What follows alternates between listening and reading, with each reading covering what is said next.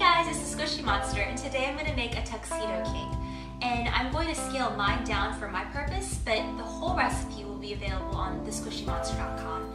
And I'm actually going to deliver mine to my friend who is going through a breakup. And I hope you guys can relate that breakups are never easy, but there aren't many things that chocolate can't fix. I want to begin by mixing up my batter, and in my bowl I have my room temperature egg that I've just kind of beaten together. And then to that I want to add in my sour cream. Love that thick tang, and then I'm going to blend that together, streaming in my melted butter.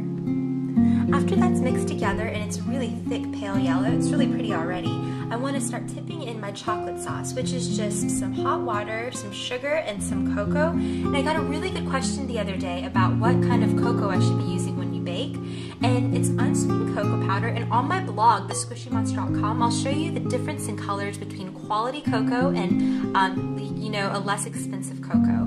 And that's mixed in also with a little burst of espresso, and that's really going to enhance that deep dark chocolate flavor. To that I want to tip in my vanilla, and pure vanilla extract you can make your own with just some vanilla beans and some quality liquor. I like to use vodka or bourbon, and I'm going to blitz that together. And the final step is going to be melding the dry with the wet. And I've already measured and weighed out everything and sifted it. It's very important to sift out any kind of foreign particles that may be lodged in the dry mixture. So I've already sifted that out, and in 3 portions or so I'm going to begin mixing in my dry to my wet. All we have to do now is pour in our batter into our pre-greased tins. And I want to address another very good question I got the other day. Can you store batters in the refrigerator? You can if you desire a flat cake. So what happens is that when the dry and the wet get together, there's a chemical reaction that occurs. So for example, the baking powder begins to be activated. So if you must, you can separate the two and have the wet ingredients in one bowl and dry ingredients in another bowl, and store it in the refrigerator until you need it, and then let it all reach room temperature, and then put it together and bake it off if you're in a rush or something like that.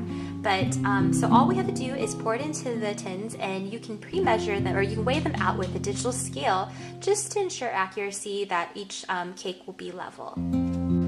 So while my cakes are baking, I can start on my ganache. So I'm going to measure out about a half a cup of heavy cream, and no worries, all my directions and measurements and recipe can be found on thesquishymonster.com. So to that, I want to weigh out 4 ounces of chocolate chips. So let's spoon that in there. And then I want to tip in just a little bit of vanilla, just like that, and some salt. And you can use kosher salt if you'd like. I like using fine salt whenever I bake or make any sweets, just like that. And you can utilize the double boiler method, or you can just zap the whole thing and do the lazy method in the microwave. That means we can also work on our whipped cream frosting. So I have some cold whipping cream or heavy cream, and I'm going to whip that together with my whisk attachment with a little bit of sifted powdered sugar, and it only counts if you sift it before you measure it. So a little bit of powdered sugar and some vanilla. And you can also infuse this with any type of liquor or liqueurs you like.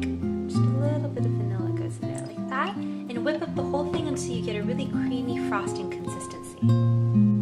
I'm just dipping my strawberries now. And even though we zapped the ganache in the microwave, for this you want a consistent heat, because the strawberries are going to provide a garnish which will be a focal aesthetic point. So you don't want it to be clumpy or anything like that. It is going to be crowning the cake. So I have just melted and chopped a good quality chocolate bar, and I set it in a double boiler so it provides consistent heat. And I'm just taking each strawberry and just swirling kind of a little bit, making sure it's coated evenly, dripping off excess, and having a parchment or a silk pad or whatever you want to use standing by to make sure you lay them on there like that. And just take each one and let it go dunk in the pool of chocolate. Now I want to start frosting my cake, and I love whipped cream frostings. I love it just as much as I love cream cheese frostings. And if you guys want to see me decorating and assembling together another cake, try watching my 4th of July cake or my strawberries and cream cake. Those are other layer cakes that I've done. Just kind of slather it on the top of your first layer, just like that. And you can definitely split each layer into twos, or halves if you would like, but I like it just like this is. then I want to put the hat onto that one. Just kind of nestle it, nudge it right there like that, and then start frosting the entire thing. The fun part of dripping the chocolate and just drowning this cake in some chocolate ganache has come. So I have let my ganache set a little bit, so after you zap it, and make sure you don't make it too hot, you want to mix everything together, and the residual heat will help melt the chips. And you want to set it aside or pop it into the refrigerator until it's a really thick consistency. And you want to slowly just pour it on top. And you want to use just a little bit at first, and then you can just always add more. Then take a spoon and then just kind of let it drip down the sides.